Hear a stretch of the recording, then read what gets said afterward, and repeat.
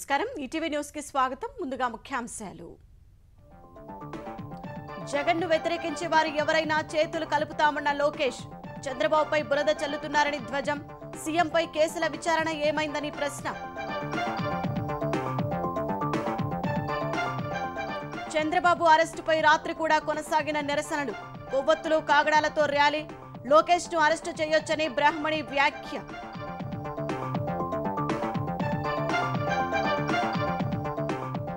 మహిళా బిల్లును తక్షణమే ఆమోదించాలని సిడబ్ల్యూసీలో తీర్మానం జమిలి ప్రతిపాదనకు తిరస్కరణ నేడు తుక్కుగూడలో కాంగ్రెస్ బహిరంగ సభ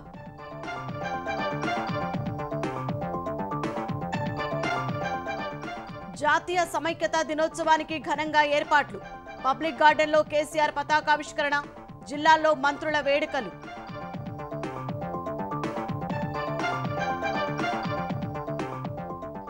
సికింద్రాబాద్ పరేడ్ మైదానంలో కేంద్రం విమోచన దినోత్సవం ముఖ్య అతిథిగా హాజరవుతున్న అమిత్ షా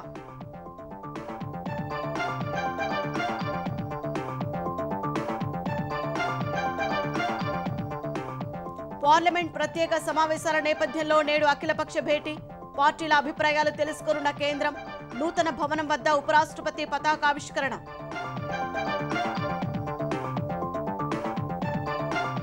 కొలంబో వేదికగా నేడు ఆసియా కప్ తుదిపోరు డిఫెండింగ్ ఛాంపియన్ శ్రీలంకతో భారత్ అమీతుమీ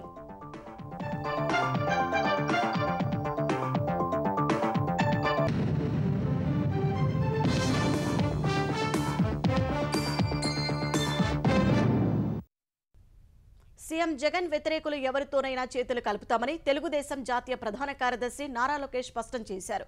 ఢిల్లీలో ఉన్న ఆయన పీటీఐ వార్తా సంస్థకిచ్చిన ఇంటర్వ్యూలో పలు విషయాలు పంచుకున్నారు. భాజపా కలిసొచ్చినా రాకపోయినా ఏపీలో తెలుగుదేశం జనసేన క్లీన్ స్వీప్ చేయడం ఖాయమన్నారు. సీఎం జగన్ పై ఉన్న కేసుల విచారణలో వేగం ఎందుకు తగ్గిందని ప్రశ్నించారు. 38 కేసులున్న వ్యక్తి చంద్రబాబుపై బురద చల్లుతున్నారని లోకేష్ మండిపడ్డారు.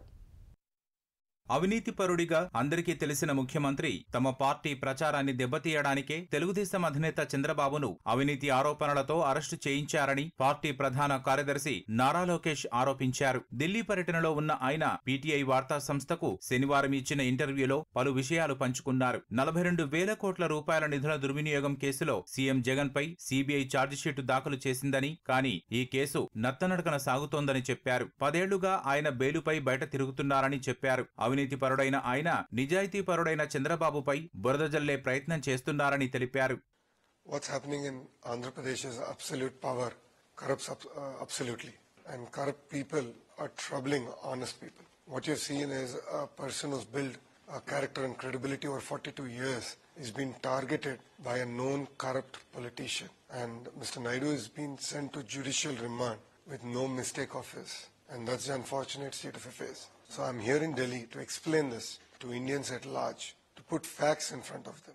చంద్రబాబు పర్యటనలకు తన పాదయాత్రకు వస్తున్న స్పందనతో జగన్ భయపడుతున్నారని లోకేష్ చెప్పారు. Because he's the single largest threat to this tyrant government and to Jagan. And Mr. Naidu has been in the field. I have been in the field. Amazing response. People are coming in huge numbers. And when Mr. Naidu was in middle of his yatra, they've arrested him. అధికార Vaikapa CM Jagan కు వ్యతిరేకంగా పోరాడేవారెవరైనా వాళ్లతో చేతులు కలిపేందుకు తాము సిద్ధమని లోకేష్ స్పష్టం చేశారు. భాజపా కలిసొచ్చినా లేకున్నా తెదేపా జనసేన కూటమి అదరగొడుతుందని, వచ్చే ఎన్నికలను స్వీప్ చేస్తుందని ధీమా వ్యక్తం చేశారు. Enough is enough.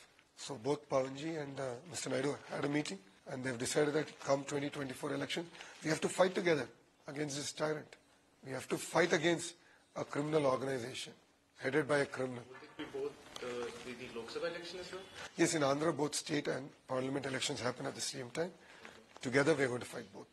This is an interesting equation because his party is part of the NDA. So would you also be part of the NDA? Well, that's for BJP to decide. But Telugu Desam Party and Jansena have decided to fight together come 2024 elections. But you have no problem to be a part of India as long as, they're okay with it. Well, that's a decision that Mr. Naidu will take. Chandrababu arrest తర్వాత ప్రజల్లో ఆగ్రహం కట్టలు తెంచుకుందని, దాని ఫలితం ఎన్నికల్లో చూస్తారని లోకేష్ చెప్పారు. చంద్రబాబు అరెస్టును నిరసిస్తూ తెలుగుదేశం నేతలు ఆంధ్రప్రదేశ్ వ్యాప్తంగా కొవ్వొత్తులు కాగడాలతో నిరసన ప్రదర్శనలు నిర్వహించారు. కొన్ని చోట్ల కొవ్వొత్తుల ప్రదర్శనలపై ఆంక్షలు విధించడంతో పోలీసులకు నిరసనకారుల మధ్య వాగ్వాదాలు జరిగాయి. పోలీసులు తెలుగుదేశం నేతలను అరెస్టు చేసి ఠాణాలకు తరలించారు.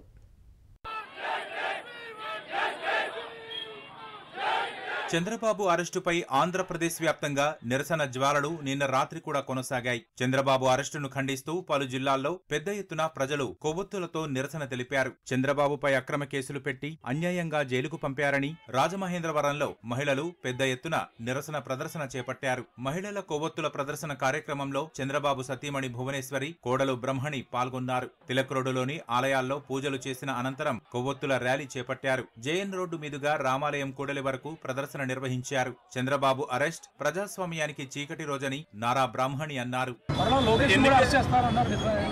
చేయొచ్చండి, ఈరోజు చేయొచ్చు, రేపు మాపో చేయొచ్చు. But we are fighters. We have a very strong family of TDP cadre, TDP leaders. మేము తప్పకుండా పోరాడతాం. న్యాయ వ్యవస్థ మీద కూడా నాకు కాన్ఫిడెన్స్ ఉందండి. తప్పకుండా వచ్చే వారంలోనే నారా చంద్రబాబు నాయుడు గారు నిర్దోషిగా స్ట్రాంగ్ గా బయటకు వస్తారనే కాన్ఫిడెన్స్ ఉంది నాకు. ఎన్టీఆర్ జిల్లా జగ్గయ్యపేటలోని కమలా సెంటర్ నుంచి ఎన్టీఆర్ కూడలి వరకు తెలుగుదేశం ఆధ్వర్యంలో కాగడాలతో ర్యాలీ నిర్వహించారు. మైలవరంలో కొవ్వొత్తులు, సెల్ ఫోన్ లైట్లతో నిరసన ప్రదర్శన చేపట్టారు. వైకాపా ప్రభుత్వ అక్రమ అరెస్టును నిరసిస్తూ విజయవాడ చిట్టినగర్ కూడలిలో కొవ్వొత్తులతో నిరసన తెలిపారు. పెనమలూరు నియోజకవర్గంలో తెలుగుదేశం నియోజకవర్గ ఇన్ఛార్జ్ బోడే ప్రసాద్ ఆధ్వర్యంలో కొవ్వొత్తులతో భారీ ర్యాలీ జరిగింది. బాపట్ల జిల్లాలోని పలు ప్రాంతాల్లో శాంతియుతంగా కొవ్వొత్తులతో నిరసన తెలుపుతున్న తెలుగుదేశం కార్యకర్తలను పోలీసులు అడ్డుకున్నారు. గుంటూరు జిల్లాలోని ప్రత్తిపాడు, పెదనందిపాడు, వట్టి చెరుకూరు, కాకుమాను మండలాల్లో ప్రజలు భారీ ఎత్తున కొవ్వొత్తుల ప్రదర్శన నిర్వహించారు. పల్నాడు జిల్లా చిలకలూరిపేటలో మాజీ మంత్రి ప్రత్తిపాటి పుల్లారావు నేతృత్వంలో కొవ్వొత్తుల ర్యాలీ చేపట్టి చంద్రబాబుకు సంఘీభావం తెలిపారు. మాచర్లలో తెలుగుదేశం నాయకులు నిర్వహించిన క్యాండిల్ ర్యాలీని పోలీసులు అడ్డుకోవడంతో ఉద్రిక్తతకు దారితీసింది. కొవ్వొత్తులను పోలీసులు ఆర్పివేయడంతో ఇరు వర్గాల మధ్య తీవ్ర వాగ్వాదం చోటు చేసుకుంది.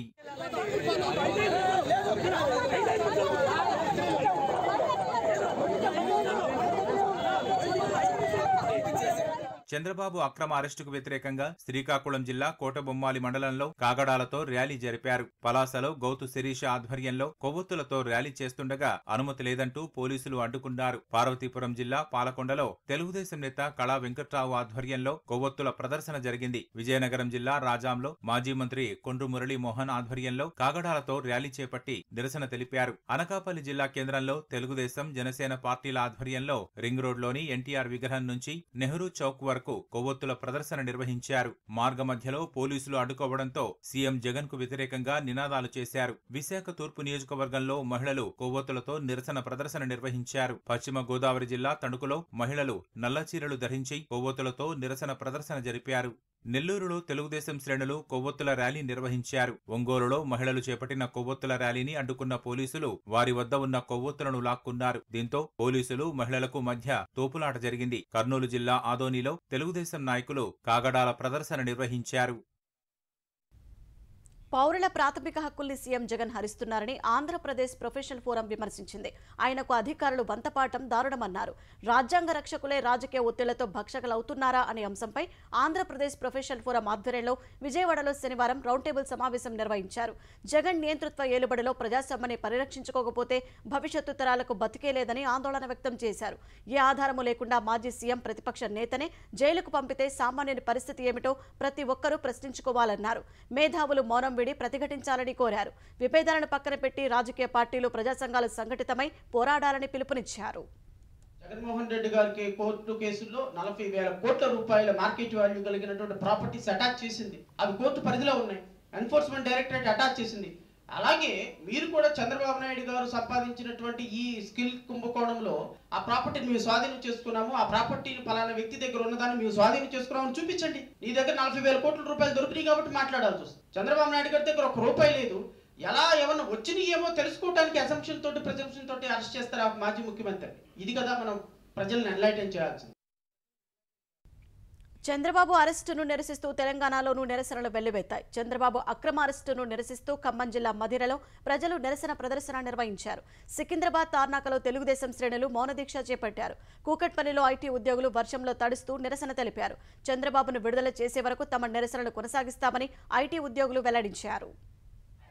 చంద్రబాబు నాయుడు గారి మీద పెట్టిన అక్రమ కేసులని వెంటనే ఎత్తివేయాలని కోరుకుంటున్నాము. 1990s నుంచి కూడా ఐటీ పరిశ్రమ ఇంత డెవలప్ అయిందంటే దానికి కారణం చంద్రబాబు నాయుడు గారు. ముఖ్యంగా ఎంత తొందరగా సాధ్యమైతే అంత తొందరగా చంద్రబాబు నాయుడు గారి మీద పెట్టిన కేసుని ఎత్తివేయాలని కోరుకుంటున్నాము. చంద్రబాబు నాయుడు గారు అంత 42 ఇయర్ ఇండస్ట్రీ ఆయనది. ఆయన ఇలాంటి భాజపా హయాంలో దేశ రాజ్యాంగ సమాఖ్య వ్యవస్థకు సవాళ్లను తీసుకొచ్చిందని, రాజకీయ, ఆర్థిక, జాతీయ భద్రతా అంశాల్లో ఎన్డీఏ ప్రభుత్వం పూర్తిగా వైఫల్యం చెందిందని కాంగ్రెస్ వర్కింగ్ కమిటీ ఆందోళన వ్యక్తం చేసింది. హైదరాబాద్ వేదికగా జరుగుతున్న సమావేశాల్లో తొలి రోజు 14 తీర్మానాలను సిడబ్ల్యూసీ ఆమోదించింది. ఒకే దేశం ఒకే ఎన్నికల ప్రతిపాదనను తిరస్కరించిన సిడబ్ల్యూసీ మహిళా రిజర్వేషన్ల బిల్లు ముందుకెళ్లాలని, కులగణన చేపట్టాలని, రిజర్వేషన్ల గరిష్ట పరిమితి పెంచాలని తీర్మానించింది.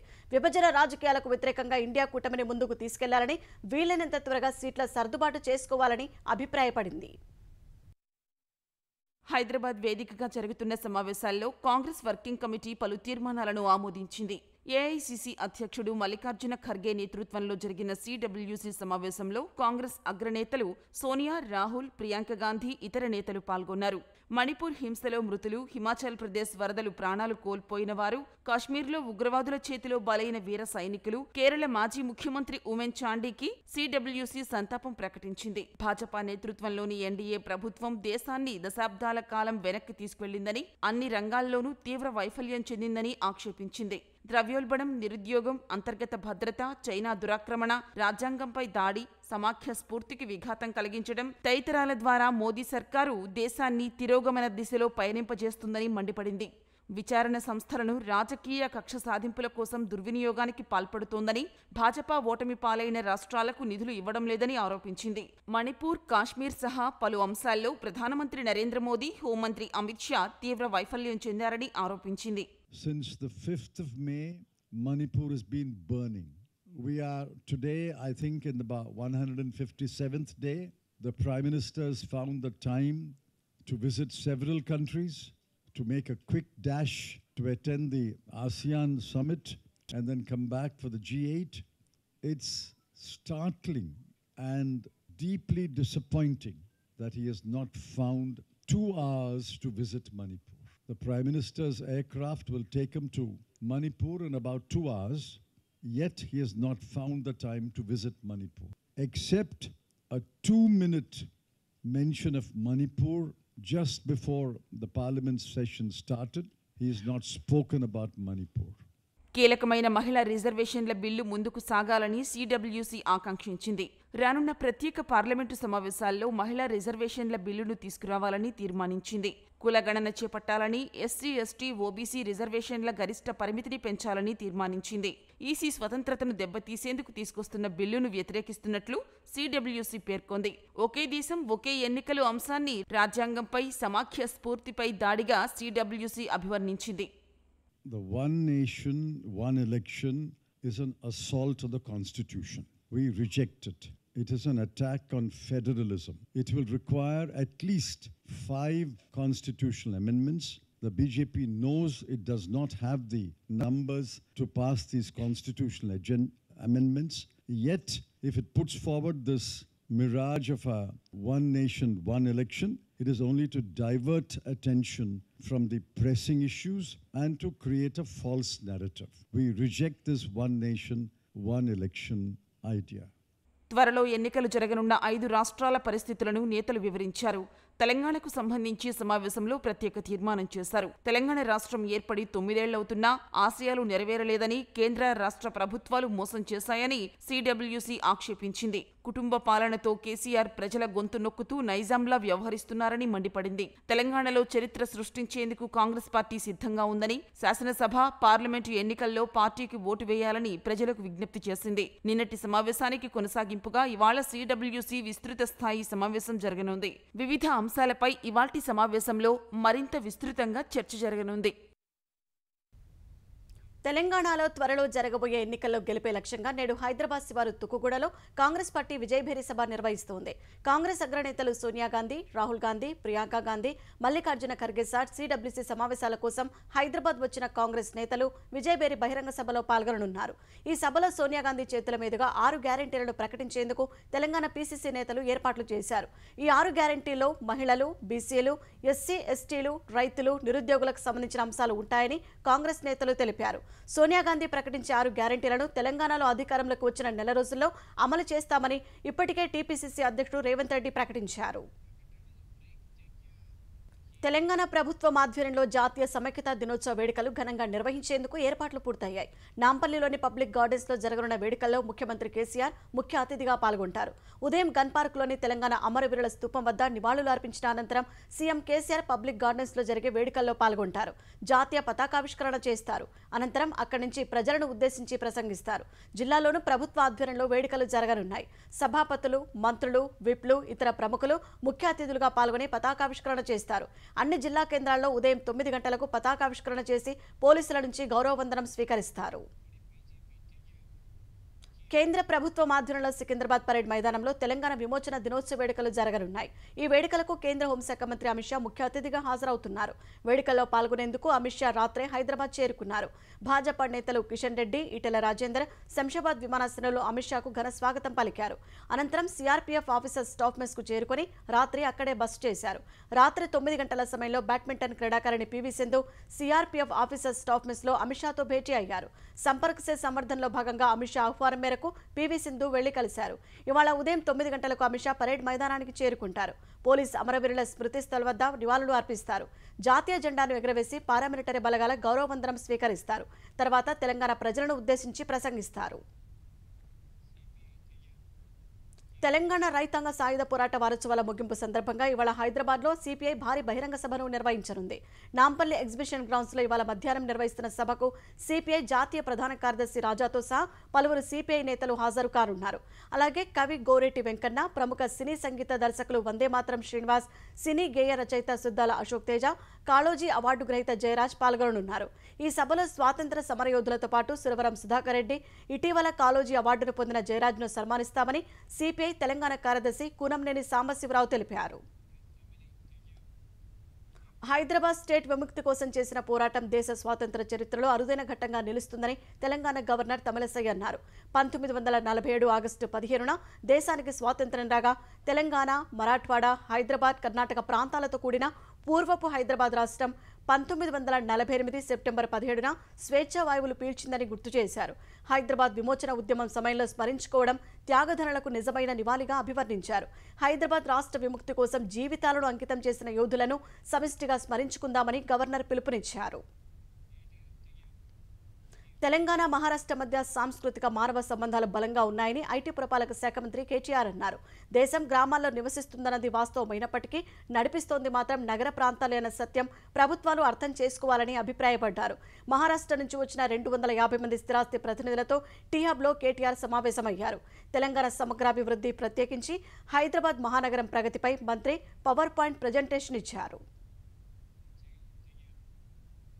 నాగర్ కర్నూలు జిల్లా బిజినేపల్లి మండలం మంగనూరులో దారుణం చోటు చేసుకుంది. కుటుంబ కలహాలతో 4 పిల్లలను ఓ తల్లి కాల్వలో పడేసి అనంతరం తాను ఆత్మహత్యాయత్నానికి పాల్పడింది. ఈ ఘటనలో 4 చిన్నారులు చనిపోయారు. మంగనూరుకు చెందిన శరబంద, ఎర్రగుంట తండాకు చెందిన లలిత ప్రేమ వివాహం చేసుకున్నారు. వీరికి 4 సంతానం. గత కొంతకాలంగా వీరి మధ్య నిత్యం గొడవలు జరుగుతున్నాయి. దీంతో జీవితంపై విరక్తి చెందిన లలిత నిన్న ఉదయం తన 4 పిల్లలతో బిజినేపల్లిలోని కేఎల్ఐ కాలువలోకి దూకి ఆత్మహత్యాయత్నానికి పాల్పడింది. ఈ ఘటనలో 3 చిన్నారుల మృతదేహాలు లభ్యమయ్యాయి. మరో 7 నెలల బాలుడి ఆచూకీ ఇంకా లభించలేదు. తిరుమల శ్రీవారి బ్రహ్మోత్సవాలకు సర్వం సిద్ధమైంది. ఈ ఏడాది సాలకట్ల వార్షిక బ్రహ్మోత్సవాలు జరగనున్న నేపథ్యంలో నేడు సాలకట్ల బ్రహ్మోత్సవాలకు అంకురార్పణ చేయనున్నారు. ఈ నెల 26 వరకు అంగరంగ వైభవంగా బ్రహ్మోత్సవాలు జరగనున్నాయి. 9 రోజుల పాటు శ్రీవారు ఉదయం, రాత్రి వేళల్లో వాహన సేవలో తిరువీధుల్లో విహరిస్తూ భక్తులకు దర్శనమివ్వనున్నారు. బ్రహ్మోత్సవాల సందర్భంగా రేపటి నుంచి ఈ నెల 26 వరకు ఆర్జిత సేవలను తిరుమల తిరుపతి దేవస్థానం రద్దు చేసింది. ముందస్తుగా ఆర్జిత బ్రహ్మోత్సవం సేవ టికెట్లు బుక్ చేసుకున్న వారికి నిర్దేశిత వాహన సేవకు మాత్రమే అనుమతించనున్నారు. పార్లమెంట్లో ప్రత్యేక సమావేశాలు సోమవారం ప్రారంభం కానుండటంతో ఇవాళ అఖిలపక్ష భేటీ జరగనుంది. సమావేశాల గురించి వివరించి పార్టీల అభిప్రాయాలను ప్రభుత్వం తెలుసుకోనుంది. 5 రోజుల పాటు జరిగే సమావేశాల్లో ఏదైనా ఆశ్చర్యకర అంశం ఉంటుందా అనే అనుమానాలు ఇప్పటికీ తొలగిపోవడం లేదు. చర్చనీయాంశాల జాబితాలో చేర్చని అంశాలను ఎజెండాలోకి తీసుకొచ్చేందుకు ప్రభుత్వానికి విశేష అధికారం ఉంది. రాజ్యాంగ పరిషత్తు మొదలుకొని 75 ఏళ్ల ప్రస్థానంపై ప్రత్యేక చర్చ కోసమంటూ సమావేశాలను ఏర్పాటు చేశారు. ప్రధాన ఎన్నికల కమిషనర్, ఎన్నికల కమిషనర్ల నియామకంపై వర్షాకాల సమావేశంలో రాజ్యసభలో ప్రవేశపెట్టిన బిల్లును ఈ భేటీలో చర్చకు చేపట్టనున్నారు. మరోవైపు ఉపరాష్ట్రపతి జగదీప్ ధన్ఖడ్ ఇవాళ పార్లమెంటు భవనం వద్ద జాతీయ జెండాను ఆవిష్కరించనున్నారు. సోమవారం ప్రత్యేక సమావేశాలు ప్రారంభం కానున్న నేపథ్యంలో అంతకు ఒక రోజు ముందుగా ఈ కార్యక్రమం చేపట్టారు. కొత్త పార్లమెంటు గజద్వారం వద్ద ధన్ఖడ్ జెండాను ఆవిష్కరిస్తారని లోక్సభ సెక్రటేరియట్ తెలిపింది. గుజరాత్కు చెందిన జానపద గాయని ఊర్వశి రాధ్య కరెన్సీ నోట్లలో మునిగిపోయారు. కచ్ జిల్లాలో నిర్వహించిన కార్యక్రమంలో వేదిక మీద ఆమె పాడుతున్నంతసేపు అభిమానులు కరెన్సీ నోట్లు వెదజల్లుతూనే ఉన్నారు. బకెట్లతో డబ్బులు తీసుకొచ్చి ఆమెపై కుమ్మరించారు. అందుకు సంబంధించిన వీడియో సామాజిక మాధ్యమాల్లో వైరల్గా మారింది. ఈ కార్యక్రమం ద్వారా వచ్చిన డబ్బును గోశాల నిర్మాణం కోసం ఉపయోగిస్తామని ట్రస్ట్ నిర్వాహకులు తెలిపారు.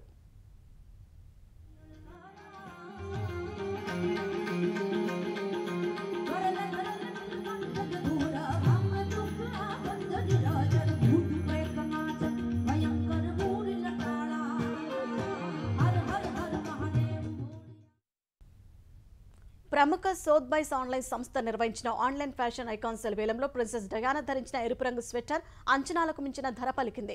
రికార్డు స్థాయిలో 9,14,00,000 రూపాయలు చెల్లించి సొంతం చేసుకున్నారు. బ్రిటన్ రాజకుటుంబానికి చెందిన వస్తువులకు అంచనాకు మించి ఇంతటి ధర పలకడం ఇదే మొదటిసారని సోత్బైస్ ఫ్యాషన్ సంస్థ తెలిపింది. వేలం మరికొన్ని నిమిషాల్లో ముగుస్తుందనగా గుర్తు తెలియని వ్యక్తి $11 లక్షల బిడ్ వేశారని సోత్బైస్ తెలిపింది. ఇదే సంస్థ జనవరిలో డయానా ధరించిన బాల్గౌన్ను వేలం వేయగా 5 కోట్ల రూపాయల ధర పలికింది. 1991 ఏడాది లండన్లో జరిగిన హాట్ షాట్స్ చిత్ర ప్రీమియర్కు డయానా వేసుకున్న గౌను 5 కోట్లు, అదే ఏడాది కెనడాలోని టొరంటోలో జరిగిన గాలా ఈవెంట్కు ధరించిన గౌను 6 కోట్లు, మరో గౌను 5 కోట్లకు గుర్తు తెలియని వ్యక్తి కొనుగోలు చేశారు.